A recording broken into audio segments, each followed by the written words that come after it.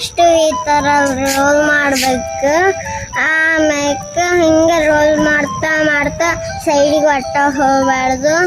ಆಮ್ಯಾಗ ಹಿಂಗ್ ಸೆಂಟರ್ ಹಿಡ್ಕೊಂಡು ಇಲ್ಲಿ ಪ್ರೆಸ್ ಮಾಡಿ